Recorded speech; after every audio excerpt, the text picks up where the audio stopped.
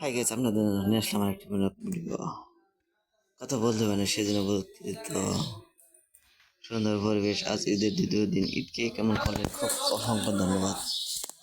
দেখেন রাস্তাগুলো একবারে করকরা রাস্তা, রোদ উঠে গেছে, গাড়ি নষ্ট হয়ে গেছে।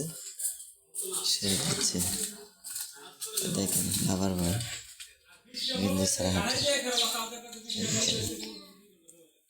আমি আপনাদের জন্য আসলাম নতুন একটা ভিডিও।